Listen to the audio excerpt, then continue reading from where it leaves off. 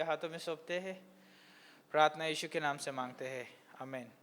Okay, प्रार्थना के विषय में क्लास रहेगा। किसके विषय में रहेगा क्लास? सवाल है, प्रार्थना करते हैं हम? कितने लोग प्रार्थना करते हैं? सब लोग प्रार्थना करते हैं। तो और भी हमको क्या करेगा? ये मदद करेगा। तो ये मत सोचिए कि मैं सवाल पूछे इसका मतलब मैंने आपको कुछ निराश करने के लिए नहीं, लेकिन प्रार्थना के विषय में हम सीख रहे हैं, तो हमें प्रार्थना के योद्धा हो सकते हैं हम, लेकिन हमारे लिए क्लास क्या होगा और फायदेमंद रहेगा कि हम किस रीति से प्रार्थना कर सकते हैं।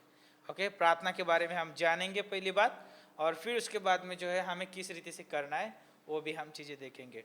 तो कुछ चीज़ें रहेगी आपको पढ़ने को भी इस क्लास में से मिल सकती है। ओके, तो आपको पढ़ने के लिए भी तैयार रहना है। और इस जो प्रार्थना के विषय में, ओके, उसके बारे में तो मत लिखिए। जो साक्षी के बारे में जो है ना, मुझे पता है कि साक्षी तो बहुत बड़ी लंबी बन जाएगी, 2 पेज की बन सकती है, तो उसके बारे में मत लिखिए। तो जो प्रार्थना के विषय में रहेगा ना, उसके विषय में आपको क्या करना पड़ेगा? गृह कार्य करना होगा। ओके, तो आपको गृह कार्य अंत में दिया जाएगा, तो उसके लिए भी आप तैयार रहिए। तो उसके अंत में भी लिखा रहेगा। ओके, तो पहली चीज जो है हम जानते हैं प्रार्थना के बारे में। ओके, तो प्रार्थना प्रार्थना परमेश्वर के साथ सहभागिता। प्रार्थना क्या है? सवाल है कि प्रार्थना क्या है? परमेश्वर के साथ सहभागिता या संगति, है ना। हमने पिछले क्लासेस में सीखा था 4 सहभागिता के बारे में, है ना। किसके साथ हम सहभागी हो जाते हैं? किसके साथ हम सहभागी हो जाते हैं? अभी परमेश्वर तीनों पे परमेश्वर है, तो आपको बोलना पड़ेगा पिता के साथ, पुत्र के साथ, पवित्र आत्मा के साथ और विश्वासी के साथ, जो मसीह भाई बहन है ना, मसीह है, उसके साथ क्या करते हैं? हम सहभागिता करते हैं। याद रखिए, प्रार्थना में जब हम प्रार्थना करते हैं तो हम उस प्रार्थना में अकेले नहीं है। प्रार्थना में क्या है? सहभागिता है। किनकी सहभागिता है? पिता, पुत्र, पवित्र आत्मा, और हम उसमें शामिल है, और हमारी प्रार्थना में दूसरा भी जो व्यक्ति है शामिल है जिसके लिए हम प्रार्थना कर रहे हैं। समझ रहे इस बात को? प्रार्थना में क्या होती है? सहभागिता होती है। तो आपको जो है उस पॉइंट में लिखे मिलेगा नहीं, आपको सिर्फ आउटलाइन मिलेगा। तो आपको लिखना है नोट्स में कि हमारे प्रार्थना में, है ना, क्या बोलते हैं, प्रार्थना में परमेश्वर के साथ सहभागिता होती है। और उस सहभागिता में कितने लोग शामिल होते हैं? 4 से भी अधिक लोग शामिल होते हैं। 4 से भी अधिक लोग। 4 तो लोग है, लेकिन उससे भी अधिक लोग क्या होते हैं? शामिल होते। कई बार क्या होता है कि हम खुद के लिए प्रार्थना करते हैं। करते या नहीं करते? खुद के लिए प्रार्थना, खुद के लिए प्रार्थना करते हैं, है ना। तो उस प्रार्थना में क्या है? हम हैं और त्रिएक परमेश्वर शामिल है। तो उसी रीति से अगर हम जो है कलीसिया के लिए प्रार्थना कर रहे हैं, तो कलीसिया में जो है बहुत सारे लोग है, तो बहुत सारे लोग उस प्रार्थना का हिस्सा बनते हैं या उस प्रार्थना में, है ना, शामिल होते हैं। तो प्रार्थना में परमेश्वर के साथ सहभागिता होती है। फिलिपियों का 4 से लेकर 7 पंक्ति, परमेश्वर के समीप स्तुति और विनंती करते हुए आना। ओके, तो जब हम प्रार्थना करते हैं तो हमें क्या करना चाहिए? परमेश्वर के जब सम्मुख जाते हैं हम, तो हमारे पास क्या होना चाहिए? स्तुति और विनंती। तो ये है जो है बहुत ज़रूरी है। ओके, हम स्तुति कैसे करते हैं? हम परमेश्वर की आराधना करते हैं, परमेश्वर की महिमा करते हैं, परमेश्वर को हम ऊंचा उठाते हैं, परमेश्वर को धन्यवाद देते हैं। कई बार ऐसे हो सकता है कि जब हम प्रार्थना कर रहे बिना ही परमेश्वर को धन्यवाद दिए, बिना परमेश्वर को हम ऊंचे उठाए, हम अपनी जो है बातों को, अपनी जो है ज़रूरतों को, अपनी जो है इन सारी चीज़ों को रख सकते हैं। होता भी है कई बार, लेकिन याद रखिए परमेश्वर का एक क्रम है। परमेश्वर चाहता है कि जब भी हम प्रार्थना के साथ जाते हैं, प्रार्थना में जाते हैं, तो उसको धन्यवाद देते हुए जाइए।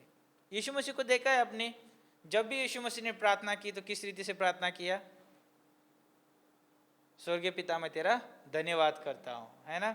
जब भी उसने किया, धन्यवाद करके रोटी तोड़ी, है ना, धन्यवाद करके जो भी सारी चीज़ें जो है उसने क्या किया? धन्यवाद करते हुए किया। यानी यीशु मसीह ने जो हमारे लिए एक बड़ा उदाहरण ये रखा कि जब भी वो प्रार्थना में गए तो वो पिता की जो क्या किया, उन्होंने महिमा किया, है ना, पिता की जो क्या किया, उसने आराधना किया।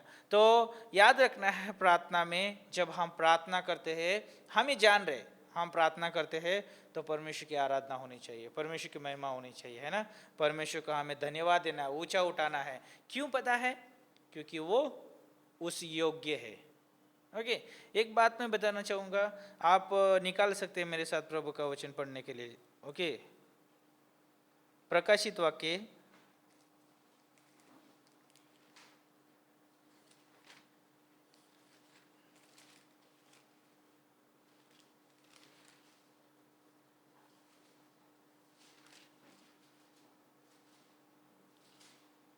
20 का 5।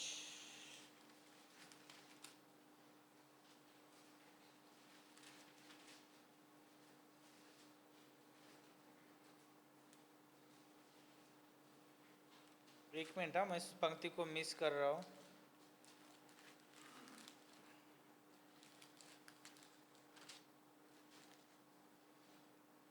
ओके, 5 का जो है, 5 अध्याय का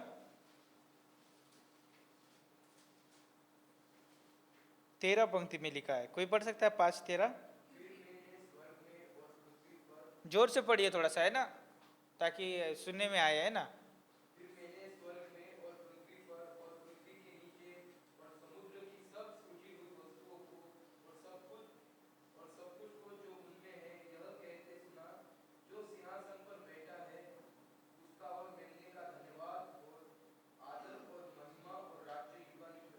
क्या बोलता है? आदर, महिमा, है ना, और युगानुयुग, उसकी युगानुयुग हो। और भी एक पंक्ति है जो मेमने के बारे में बात करता है। ओके, मैं उस पंक्ति को मिस कर रहा हूँ, लेकिन मैं आपको बताऊंगा बाद में। लेकिन कहने का मतलब ये है कि वो पंक्ति इस रीति से बोलती है कि जब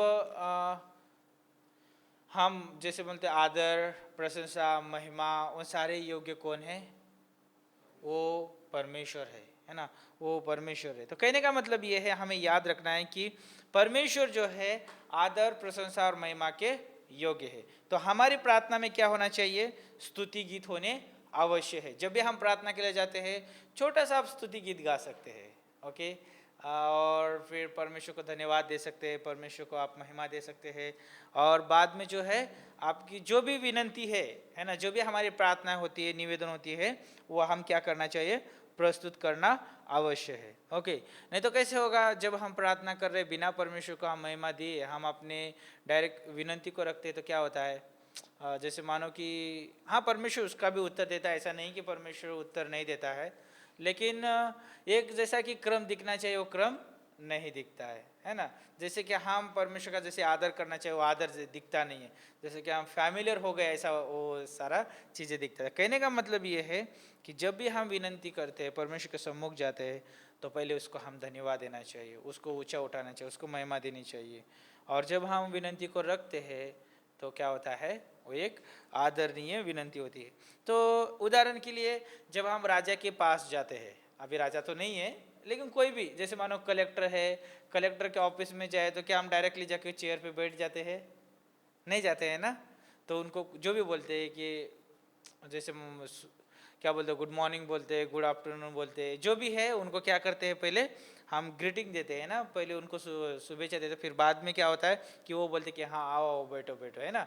फिर उसके बाद में वार्तालाप शुरू हो जाती है। तो उसी रीति से होता है कि जब हम प्रभु के सम्मुख जाते हैं, तो जब हम उनको जो है क्या बोलते हैं, हमारा धन्यवाद देते हैं, है ना, ये सारी चीज़ें देते हैं।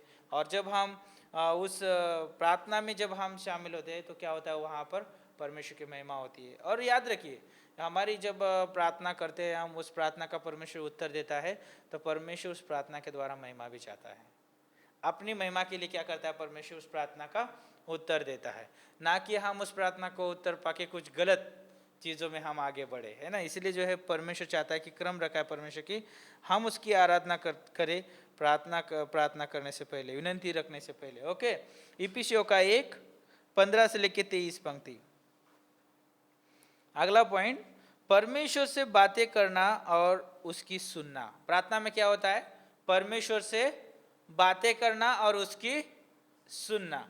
कई बार ऐसा हो सकता है कि हम बातें तो कर चुके हैं, लेकिन परमेश्वर से सुन नहीं रहे। ओके, तो परमेश्वर से क्या करना है, पहले बातें भी करना है और सुनना भी आवश्यक है।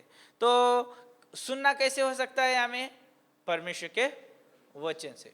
कई बार क्रम ऐसा भी हो सकता है कि पहले हमें परमेश्वर से क्या करना है, सुनना है, फिर हमें बातें करना है। तो जब हम बातें करेंगे तो उसमें क्या होगा, बुद्धि होगी, है ना, उसमें पवित्र आत्मा की अगुवाई होगी और उसमें परमेश्वर की महिमा भी होगी। तो कहने का मतलब ये है कि जब हम प्रार्थना करते हैं तो परमेश्वर से बातें भी करना है उसमें और उससे सुनना भी है। तो प्रार्थना के दौरान हमें याद रखना है, क्या मैं परमेश्वर को सुन रहा हूँ या मैं ही अकेला बात कर रहा हूँ।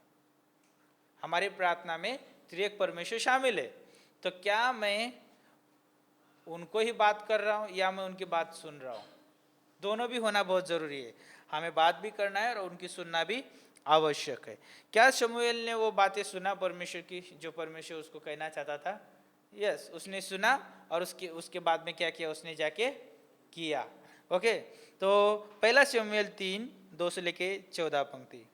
तो परमेश्वर की आवाज सुनना भी बहुत आवश्यक है प्रार्थना के दौरान। ओके, बहुत सारे लोग बोलते हैं कि प्रभु ने मुझे प्रार्थना में ये बात किया, है ना, और वो चीज़ें जो है उनके जीवन में प्रभु वो करता भी है ना। जैसे मानो कि अभी पास्टर काल हो गए, डॉक्टर सीवन हो गया, उन्होंने जो है परमेश्वर के द्वारा दर्शन पाया, है ना, और प्रार्थना के द्वारा उन्होंने जो है उसको प्रभावशालीता से क्या किया, उन्होंने उसको आगे भी क्या किया, उन्होंने लेके आए। तो ये कैसे हुआ? उन लोगों ने भी क्या किया होगा, प्रार्थना किया होगा और परमेश्वर से सुना भी होगा, और जब उन्होंने सुना होगा तो उन्होंने वो कार्य उस रीति से किया भी है। तो उदाहरण अगर हम लेना चाहेंगे तो बाइबल में कौन व्यक्ति है जिसने जो ज्यादा परमेश्वर के साथ बातें किया? कौन है? कितने लोग बोलते हैं मूसा? वोटिंग। कितने लोग बोलते हैं कि मूसा ने परमेश्वर के साथ ज्यादा समय बिताया? एक ही व्यक्ति है। सब लोग अब्राहम के पीछे चल रहे हैं। तो कहने का मतलब ये है कि मूसा जो एक ऐसा व्यक्ति था कि परमेश्वर के सम्मुख जाके परमेश्वर के साथ बात करने वाला, सबसे, है ना, ज्यादा बात करने वाला वही व्यक्ति था। तो देखो, जब भी परमेश्वर इजराइल के साथ कुछ कार्य करना चाहता, डील करना चाहता, तो कहाँ है मूसा? परमेश्वर के पास सामने। परमेश्वर से क्या कर रहा है? वो बात भी कर रहा है और परमेश्वर से सुन भी रहा है, और सुन रहा है तो क्या कर रहा है? आके वो कार्य कर भी रहा है। तो हम प्रार्थना में क्या करते हैं? परमेश्वर बात करते हैं, सुनते हैं और आकर कार्य भी करते हैं। ओके, तो अगला पॉइंट, परमेश्वर पर चित्त चेतन, क्या बोलता है, चेतन निर्भरता। तो यानी कहने का मतलब है कि हमें परमेश्वर के ऊपर निर्भर होना भी जरूरी है प्रार्थना में। अगर हम परमेश्वर के ऊपर निर्भर नहीं रहेंगे तो कैसे होगा? प्रार्थना में याद रखिए कि यीशु मसीह ने क्या कहा। ओके, जब बाइबल में भी आप पढ़ते हो तो कोठरी में जाना, है ना, उसका द्वार बंद करना और तो क्या करना? प्रार्थना करना। कहने का मतलब क्या है वो उसका, कि जब हम प्रार्थना में जाते हैं तो हमारे विचारों को, हमारे ख्यालों को, हमारी चिंता को, उन सभी चीज़ों को क्या करना है? दूर करना है। और किसके ऊपर निर्भर होना है? अभी परमेश्वर के ऊपर निर्भर होना है। तो प्रार्थना में क्या होती है? निर्भरता होती है। याद रखिए कि प्रार्थना में हम अपने ऊपर भी निर्भर हो सकते हैं, किसी और के ऊपर भी निर्भर हो सकते हैं, लेकिन हमें किसके ऊपर निर्भर होना है? परमेश्वर पे। दूसरा कुरिन्थियों 1:9 से लेकर 11, परमेश्वर के लिए हमारी आवश्यकता की स्वीकृति, है ना, या पहला शमूएल 1:9 से लेकर 17। क्या प्रार्थना में आवश्यकता है? सवाल है, प्रार्थना में आवश्यकता है स्वीकार करने की, है या नहीं है? यस, परमेश्वर हमें स्वीकार करता है और हम क्या करते? परमेश्वर को स्वीकार करते। तो प्रार्थना में जो है स्वीकार करने की आवश्यकता है। तो जब भी हम बातें लेके जाते हैं परमेश्वर को सामने, परमेश्वर को धन्यवाद देते हैं, और जो बातें लेके जाते हैं परमेश्वर क्या करता है? उस बातों को स्वीकार करता है। और जब परमेश्वर हमसे बात करता है, प्रति उत्तर देता है, या जो भी जीवन में लेके आता है हमारे, उसे क्या करते हैं? हम स्वीकार करते हैं। तो हमें याद रखना है कि हमारे प्रार्थना में जो है स्वीकार करने की आवश्यकता है। अगर परमेश्वर वो बातें स्वीकार करता है, तो क्या हम परमेश्वर की बातें स्वीकार करते हैं? कई बार हम प्रार्थना करते हैं कि परमेश्वर हमारे जीवन में ये समस्या है, लेकिन परमेश्वर बोलता है मेरा अनुग्रह तेरे लिए काफी है। क्या हमें उस स्वीकार करने की आवश्यकता है? यस, आवश्यकता है। हम उसके विरुद्ध में भी जा सकते हैं। पौलुस उसके विरुद्ध में जा सकता था, लेकिन पौलुस ने क्या बोला? स्वीकार किया। मेरा अनुग्रह तेरे लिए काफी है, हाँ, स्वीकार किया उसने। तो पहला शमूएल 1:9 से लेकर 17 पंक्ति, परमेश्वर को हमारे जीवन में हस्तक्षेप करने के लिए बुलाना आवश्यक है। ओके, उसको अनुमति देना जरूरी है कि हमारे जीवन में क्या करे, वो हस्तक्षेप करे। प्रार्थना के दौरान ये होता है। ओके, यानी हम अपने आप को क्या करते हैं? परमेश्वर को सौंप देते हैं कि परमेश्वर जो भी आप मेरे जीवन में करना चाहते हो आप कर सकते हो। उसको अपने जीवन में क्या करते हैं? आने की या अपने जीवन में कार्य करने की हम क्या करते हैं? अनुमति देते हैं। दूसरा शमूएल 15:31, एक साधन जिसके द्वारा परमेश्वर की आशीषें और सामर्थ मानवीय परिस्थितियों में उत्पन्न की जाती है। प्रार्थना क्या है? एक साधन है जिसके द्वारा परमेश्वर की आशीषें और सामर्थ मानवीय परिस्थितियों में उत्पन्न होती है। तो क्या होता है कि प्रार्थना जो है हमारे लिए सबसे बड़ा उपाय है। ओके, जब हम प्रार्थना करते हैं तो हमें याद रखना जरूरी है कि जब हम प्रार्थनाएं करते हैं तो उसमें क्या है? परमेश्वर हमें क्या करता है? उसकी आशीषों से भी भर देता है, उसके सामर्थ्य से भर देता है। और इतना ही नहीं, हमारी जो परिस्थितियाँ हो, जो उत्पन्न हो, क्या हमारी जो परिस्थितियाँ होती है ना, उसमें क्या होता है? वो सबसे बेहतरीन चीज़ें जो करना चाहता है वो क्या करता है? हमारे उसमें जीवन में करता है। इसलिए प्रार्थना जो है, बोलते हैं ना कि जो द्वार बंद हो चुके हैं, लेकिन प्रार्थना का द्वार हमेशा खुला रहता है। और उसमें क्या है? उपाय है। ओके, उसमें क्या है?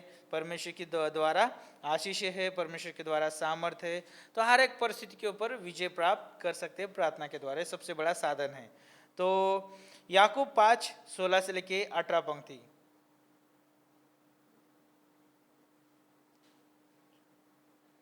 जो परमेश्वर के हृदय और हाथों को चलाती है। क्या बोलता है यहाँ पे? प्रार्थना जो है परमेश्वर के हृदय और हाथों को चलाती है। कहने का मतलब ये है कि जब हम प्रार्थना करते हैं, परमेश्वर का हृदय हमारे प्रार्थना के द्वारा क्या होता है? भर कर आता है, उभर कर आता है। और उसके हाथ जो कार्य जो करने वाले वो क्या होते हैं? चलते हैं, हमारे जीवन में कार्यरत होते हैं। तो कहने का मतलब ये यहाँ पर सोचो कि छोटा बच्चा है और अपने माता पिता के पास जाता है ना, और कुछ बातें कहता है। क्या उनका हृदय उस बच्चे की तरफ आकर्षित होता है? यस, होता है। क्या उस बच्चे को मदद करने के लिए उस माता पिता का हाथ बढ़ता है? यस, बढ़ता है। उसी रीति से जब हम प्रार्थनाएं करते हैं तो उस प्रार्थना के द्वारा परमेश्वर का हृदय हमारे और क्या होता है? भर आता है, उभरता है। और वो उसके हाथ हमारी तरफ फैल जाते हैं हमारी सहायता करने के लिए। दूसरा शमूएल 24:25, अय्यूब 42:10, क्या अय्यूब के जीवन में उसकी खराब परिस्थितियों में क्या परमेश्वर का हृदय उसके प्रति भर आया? आया। क्या परमेश्वर ने उसकी तरफ अपने हाथों को बढ़ाया, उसकी सहायता करने के लिए बढ़ाया? तो क्या परमेश्वर आज हमारे साथ कर सकता है? कर सकता है। तो हमें क्या करना चाहिए? प्रार्थना। ओके, तो बड़ी बड़ी कठिन कठिन समस्या से वो पार कर सकता है। उसके पास क्या है? वो करने का हृदय और उसका हाथ हमारे लिए है। ओके, तो ये बहुत जरूरी होता है। याद रखो, यदि आपका मित्र आपके पास आकर कुछ चीजें मांगे, तो अगर आपके पास 2 चीजें नहीं होगी ना, आप कभी उसको मदद नहीं करेंगे। पहली बात, अगर उसके प्रति आपका साफ हृदय नहीं होगा, है ना, या आपके हृदय में उसके प्रति कोई क्या बोलते हैं, आदर या जो भी चीज़ें हृदय में अगर उसके प्रति नहीं होगी। और दूसरी बात, तो अगर आप हृदय की बात नहीं सुनते तो आपका हाथ भी जो है बात नहीं सुनेगा आपकी, और आप उसकी सहायता नहीं कर पाएंगे। इसीलिए जो है परमेश्वर के पास हृदय भी है और परमेश्वर के पास हाथ भी है, ताकि जब भी हमारी ज़रूरत हो, जब भी हम जाके उसको मांगे, तो क्या बोलते हैं, मांगने से क्या करता है, वो हमें ज़्यादा देता है ना। पहले से वो हमारी ज़रूरत जानता है, लेकिन उसके पास हृदय है, उसके पास हाथ भी है हमारी सहायता करने के लिए। और कहाँ पर प्रकट होते, कैसे प्रकट होते, प्रार्थना के माध्यम से। तो अगली बात, परमेश्वर की प्रतिज्ञाओं का दावा करना और उसकी करुणा, अनुग्रह और रक्षा के ऊपर भरोसा करना। प्रार्थना के दौरान क्या होता है, हम दावा करते हैं, ये दावा करते हैं कि परमेश्वर ने वायदा किया है ना, उसकी प्रतिज्ञा जो है ना, वो बोलता है कभी ना छोड़ूंगा, कभी ना त्यागूंगा, है ना। वो बोलता है मांगो तो तुम्हें क्या किया जाएगा, दिया जाएगा, है ना। तुम ढूंढोगे तो पाओगे, खटखटाओ तुम्हारे लिए खोला जाएगा, है ना। मेरे नाम से प्रार्थना करो, बराबर। ये सारी जो भी उसकी प्रतिज्ञा है, उस प्रतिज्ञा का दावा करते हुए हम प्रार्थना करते हैं, है ना। तो हमारे ऊपर करुणा की जाती है, अनुग्रह किया जाता है, उस रक्षा की जाती है, हमारा भरोसा और बढ़ जाता है। तो प्रार्थना जो है बहुत महत्वपूर्ण है। तो दानियल की किताब उसका 9 अध्याय 17 से लेके, है ना, 19 पंक्ति में अगर आप देखेंगे, है ना, 17 से 19, 119 हो गया वहाँ पर। ओके, कोई बात नहीं, एक बढ़ गया। ओके, आप उसको बाद में हटा सकते हैं। ओके, तो कहने का मतलब ये है कि जब दानियल की किताब में हम देखते हैं, दानियल को है ना, किस में डाला गया था, है सब लोग है यहाँ पर, शेर की गुफा में डाल दिया गया था। लेकिन क्या वहाँ पर परमेश्वर ने उसके ऊपर करुणा किया, क्या उसको अनुग्रह दिया, क्या उसकी रक्षा किया, परमेश्वर ने किया। तो जब प्रार्थनाएं की जाती है तो ये सारी चीजें उसमें पाई जाती है। ओके, तो एक साधन है जिसके द्वारा परमेश्वर अपनी इच्छा प्रकट करता है। क्या साधन है, प्रार्थना। जब हम प्रार्थना करते हैं, परमेश्वर उसकी इच्छा हमारे ऊपर क्या करता है, प्रकट करता है। तो उसके लिए पंक्ति लिख सकते हैं, कुलोसियों का 1:9, कि प्रार्थना मसीह के पार्थिव जीवन और सेवा का अनिवार्य भाग थी।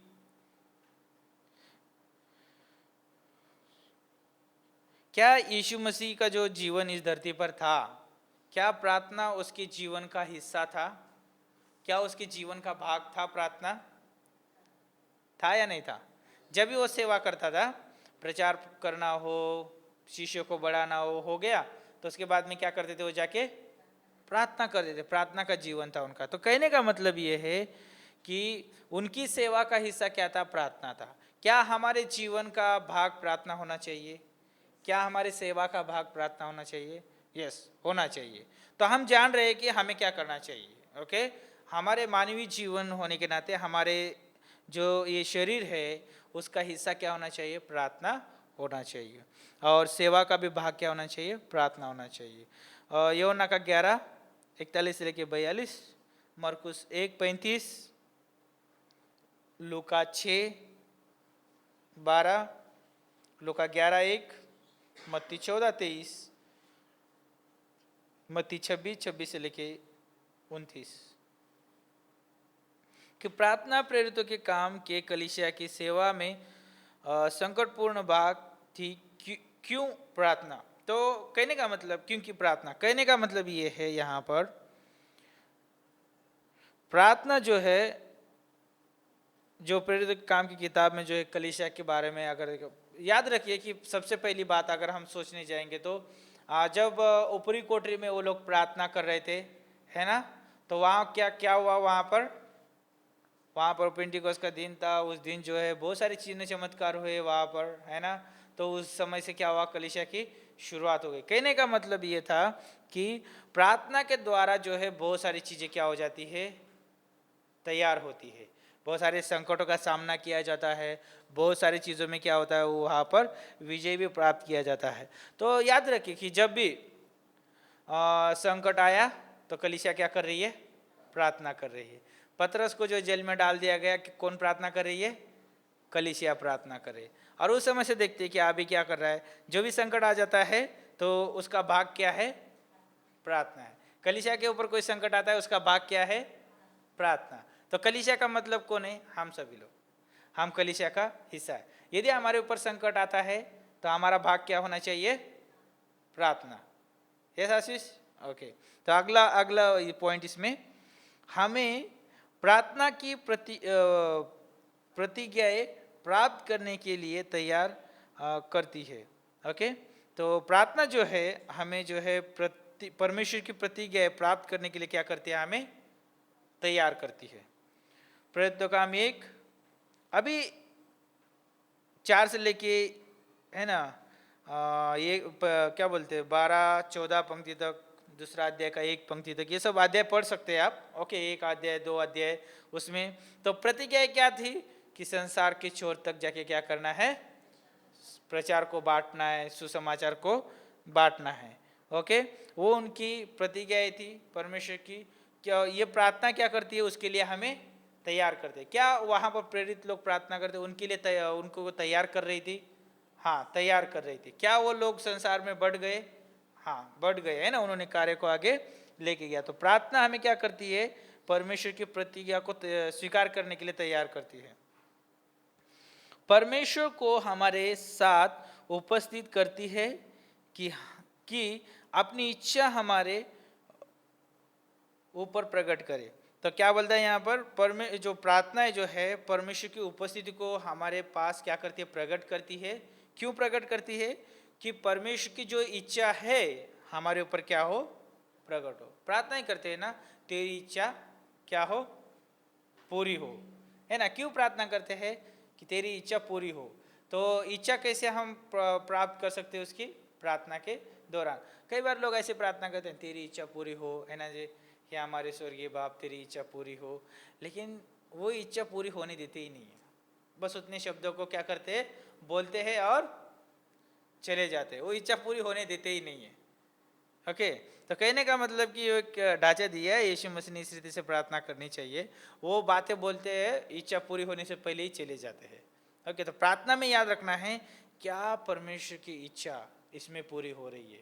जो भी चीज़ों के लिए हम प्रार्थना करें, चाहे सेवा हो, अपने व्यक्तिगत जीवन में हो, किसी के लिए भी हो, क्या परमेश्वर की इच्छा उसमें पूरी हो रही है, ये जो है बहुत महत्वपूर्ण है।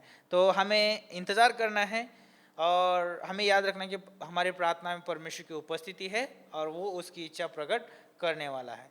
जब प्रेरित काम पहले अध्याय में जब वो लोग प्रार्थना कर रहे थे, ओके, जब परमेश्वर की उपस्थिति वहाँ पर हुई और परमेश्वर की इच्छा क्या थी कि कलीसिया क्या हो, आगे बढ़े, है ना, और संसार के छोर तक क्या हो जाए, सुसमाचार को लेके जाया जाए। ओके, उसकी इच्छा थी। लेकिन आज भी प्रभु के लोग, प्रभु के जन जब प्रार्थना करते हैं, उनके साथ प्रभु की उपस्थिति होती है और वो प्रभु की इच्छा को लेके आगे बढ़ते हैं, सुसमाचार बांटने के लिए, कलीसिया की स्थापना करने के लिए, जो भी कार्य करने के लिए। क्या उसमें प्रभु की इच्छा पूरी होती है? यस, पूरी होती है। ओके, प्रेरितों काम 1:21-26। परमेश्वर तथा अन्य विश्वासियों के साथ सच्ची सहभागिता की प्रतिज्ञा करता है। क्या बोलता है? परमेश्वर प्रार्थना के दौरान परमेश्वर और विश्वासियों के साथ सच्ची, है ना, सहभागिता की प्रतिज्ञा। दूसरा प्रेरितों काम 2 अध्याय 42 से लेकर 44। मसीह के लिए साहस उत्पन्न करती है और सेवा के लिए हमें शुद्ध करती है। तो क्या प्रार्थना क्या करती है? मसीह के लिए हमें, हमारे अंदर क्या करती है? साहस उत्पन्न करती है और सेवा करने के लिए शुद्ध करती है। प्रेरित काम 4:23 से लेकर 24, 29 से लेकर 31 पंक्ति। प्रभावशाली से सुसमाचार प्रचार के लिए मार्ग को तैयार करता है। प्रार्थना क्या करता है? हम एक प्रभावशाली व्यक्ति बनकर, है ना, सुसमाचार प्रचार करे, इस मार्ग को क्या करता है? वो तैयार करता है। मुझे बहुत अच्छा लगता है कि जब हमारा टीम यहाँ पर है ना, सुसमाचार बांटने से पहले आधा घंटा पौन घंटा यहाँ पर प्रार्थना करते हैं, है ना, और यहाँ से हम उठते हैं तो बाहर भी हम गेट तक जाते हैं, तभी, है ना, नरेश भाई तो बोलते हैं कि प्रार्थना करते हैं हम, है ना, हम प्रार्थना करते हुए जाते हैं। तो ये क्या दर्शाता है कि हम क्या हो रहे, सुसमाचार बांटने के लिए क्या हो रहे, तैयार हो रहे। हमें क्या करती है प्रार्थना? सुसमाचार बांटने को तैयार करती है और हमारे विचारों को, हमारे मन को, हमारे इरादे को क्या करती है? वो शुद्ध करती है कि हम किस मकसद से जा रहे, किस इरादे से जा रहे, है ना, किस चीज़ के लिए जा रहे हो, क्या करते हैं, हमें साफ रीति से जो है हमारे सम्मुख लेके आती है प्रार्थना। प्रेरित काम 4:23 से लेके 24, 29 से लेके 31। ओके, प्रेरित काम की किताब की ये है सारी पंक्तियां। किसी विशेष अवसर पर परमेश्वर को अपनी अलौकिक सामर्थ प्रकट करने के लिए तैयार करना, ये प्रार्थना के दौरान होता है। तो अलौकिक सामर्थ को प्रकट करने के लिए क्या करती है? तैयार करती है। आपने कभी दुष्ट आत्मा को निकालते हुए देखा है? नहीं देखा है? कमल भाई को भेजना पड़ेगा। कमल भाई नहीं बोल रहे। ओके, मोहित भाई बोलते कि हाँ मैंने देखा है। ओके, हमने भी देखा है। जब हम गुजरात में थे तो 11 साल से एक स्त्री के अंदर दुष्ट आत्मा थी और 6 दुष्ट आत्माएं थी, और वो स्त्री जो है गवाही देती है कि आपके अंदर क्या दिखता है? मुझे यीशु दिखता है। आपके अंदर मुझे एक आग दिखाई देती है। क्यों पता है? कि प्रार्थना जब हम करते हैं, प्रार्थना में जो है परमेश्वर की सामर्थ है, अलौकिक सामर्थ काम करती है परमेश्वर की। ओके, और उस जो ग्रसित व्यक्ति होते हैं उनको उस बंधन से आज़ाद करने में क्या होती है? सहायता मिलती है। तो जब हम प्रार्थना करते हैं तो हमारी प्रार्थना जो है अलौकिक सामर्थ्य से भर जाती है। वो परमेश्वर के सामर्थ्य से क्या हो जाती है? भर जाती है। और जो भी सामर्थ्य जो है दुष्ट आत्मा की सामर्थ्य, शैतान की सामर्थ्य क्या हो जाती है? उसके सामने फीकी पड़ जाती है। तो एक विश्वासी को याद रखना, यदि आप यीशु मसीह को सच्चे हृदय से विश्वास करते हैं तो आपके अंदर पवित्र आत्मा है, वो आग है। ओके, और दूसरी बात, आपके अंदर स्वयं यीशु मसीह है। ओके, ये 2 बातें हैं। तो आपके पास जब भी आप प्रार्थना करोगे उस प्रार्थना में परमेश्वर की अलौकिक सामर्थ क्या करती है? काम करती है। इसलिए एक विश्वासी की प्रार्थना प्रभावशाली है ना, जो सभी से क्या है? इस दुनिया के व्यक्तियों से अलग है। समझे इस बात को? अगला पॉइंट ये बोलता है, उसके लिए पंक्ति हमने नहीं बताई है ना, तो प्रेरित काम 12 अध्याय 5 पंक्ति, 11 और 12 पंक्ति आप पढ़ सकते हैं। लोगों को परमेश्वर की सेवा में आने की प्रेरणा देती है। क्या कौन देता है? ये आने की प्रेरणा कौन देता है? प्रार्थना। जब हम प्रार्थना करते हैं लोग क्या हो जाते हैं? परमेश्वर की सेवा में आने के लिए क्या हो जाते हैं?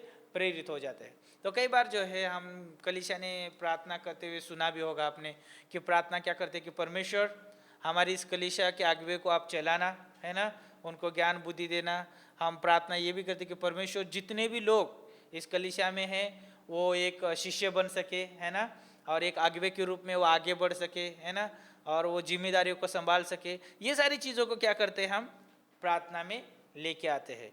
और लोगों में क्या होता है? वो प्रार्थना क्या करती है? वो सेवा का प्रभाव डालती है ना, प्रेरित करती है लोगों को सेवा करने के लिए। इसलिए प्रार्थना करना आवश्यक है। ओके, प्रेरित काम 13:1 से लेके 3। परमेश्वर हमारे विश्वास को और भी अधिक बढ़ाता है। किस में बढ़ाता है? प्रार्थना के दौरान हमारे विश्वास की बढ़ोतरी भी होती है। प्रेरित काम 7:21 से लेके 26 पंक्ति। तो अगला पॉइंट ये है, मसीह ने अपने शिष्यों और हमको आज्ञा दी है कि हम अपने लिए और दूसरों के लिए प्रार्थना करें। किसके लिए प्रार्थना करें? किसने आज्ञा दी है? मसीह ने। चाहे यीशु के शिष्य हो या चाहे हम हो, हमें आज्ञा दी है कि हम अपने लिए और दूसरों के लिए प्रार्थना करें। मत्ती 5:24, मत्ती 26:41, लूका 18:1। और भी पंक्तियां हैं, PDF के द्वारा आप ले सकते हैं। यीशु ने हमें सिखाया कि प्रार्थना कैसे करना चाहिए। किसने सिखाया है? यीशु मसीह ने। मत्ती का 6:5 से लेके 13 में आपको मिलेगा।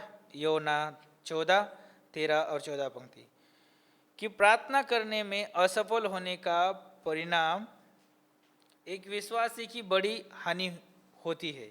क्या बोलता है यहाँ पर? प्रार्थना करने में असफल होना एक विश्वासी की क्या है? सबसे बड़ी हानि हो सकती है। अभी प्रार्थना करने में हानि कैसे हो सकती है, हम आगे जो है उन पॉइंट्स में देखेंगे। याकूब का 4:2 भी आप पढ़ सकते हैं। पहला शमूएल 12:23। यीशु और पवित्र आत्मा हमारे लिए प्रार्थना में विनती करते हैं। याद रखें, हमारे प्रार्थना में कौन शामिल है? त्रिएक परमेश्वर तो है, लेकिन हमारे विनती में क्या करते हैं? मदद करते हैं, प्रार्थना में मदद करते हैं यीशु मसीह और पवित्र आत्मा। रोमियो का 8:26, पवित्र आत्मा हमें क्या करता है? सहायता करता है। 27-34 पंक्ति पढ़ सकते हैं। यूहन्ना 17-15 यीशु मसीह ने क्या किया? प्रार्थना किया। ओके, लूका 22-32। तो क्या आज यीशु मसीह हमारी प्रार्थना को पिता के सामने प्रस्तुत करता है? यस, प्रस्तुत करता है। वो आज भी हमारी प्रार्थना में मदद करता है। परमेश्वर स्वयं वचनबद्ध है उन प्रार्थनाओं का उत्तर देने के लिए जो उसकी इच्छा अनुसार है। किसकी इच्छा अनुसार है? परमेश्वर की।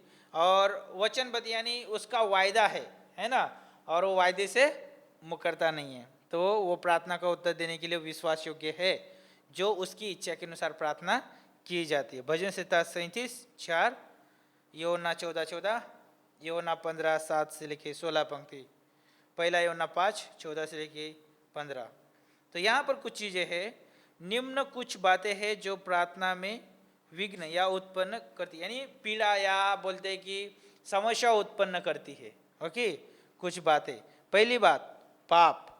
पाप जो है हमारे प्रार्थना में क्या होता है? रुकावट। जो पहली जो बात थी ना, यहाँ पर हमने पढ़ा कि प्रार्थना में असफल होने का कारण है ना, हानि उठाने का कारण ये हो सकता है कि पाप जो है क्या होता है? प्रार्थना में रुकावट बनता है। यशायाह 59-2 पंक्ति, पहला यूहन्ना 1-5 और 6।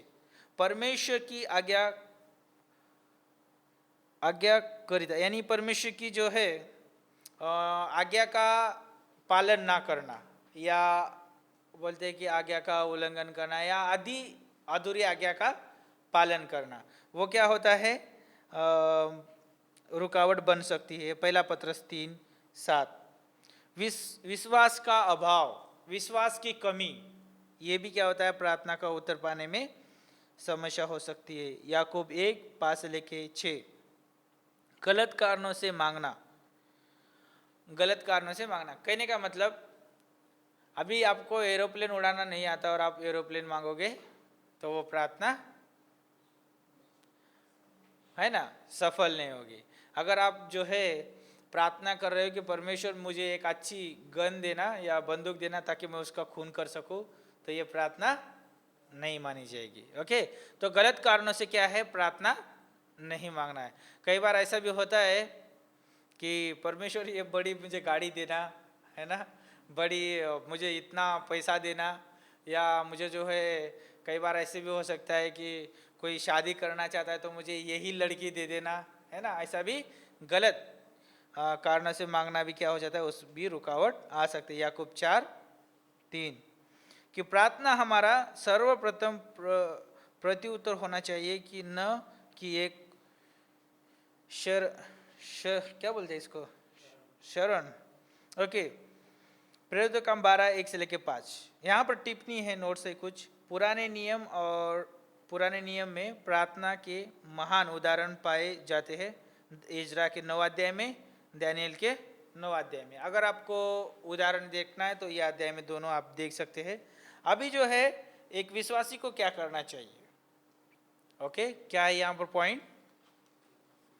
विश्वासी को क्या करना चाहिए?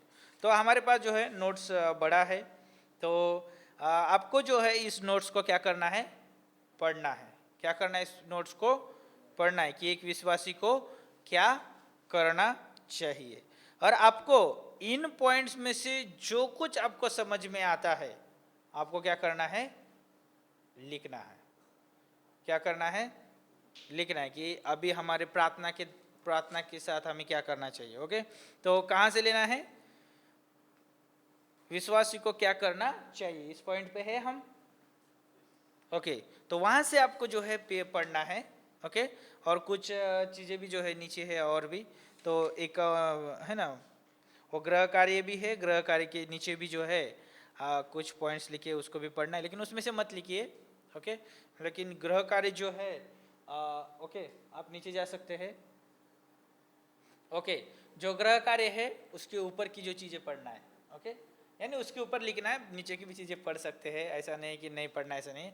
उसको पढ़ सकते हैं, आपके नोट्स के लिए है, आप उसको ये करना है, रखना है। लेकिन उन चीज़ों को पढ़ना है और आपको जो है उसके बारे में जो पॉइंट्स लिखे हैं, है ना, 10-12 पॉइंट्स होंगे, तो उसके बारे में आपको आपके विचारों में लिखना है। आपके विचारों के साथ लिखना है। वो पॉइंट डालिए, जो पॉइंट्स की है नोट्स में, वो पॉइंट डाल के आपके विचार भी वहाँ पर लिखिए। ओके, आपका ये क्या होगा, होमवर्क रहेगा। ओके, समझे इस बात को?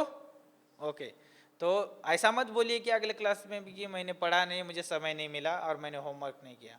अगर आपने होमवर्क नहीं किया, आपने पढ़ा नहीं है उसको, तो फिर आपके जो अंतिम एग्जाम होंगे उसमें जो है आपको देखा जाएगा उस गृह कार्य के आधार पे। ओके, आप ये मत बोलिए कि मैंने अच्छा ये ग्रेड लाया था पहले, इसमें भी अभी भी ये ग्रेड लाया लेकिन होमवर्क नहीं दिया, तो उसमें भी आपका माइनस हो सकता है। ओके, तो प्रार्थना करते, प्रभु धन्यवाद देते हैं इस क्लास को पढ़ाने के लिए मदद किया, यीशु के नाम से मांगते हैं, आमीन।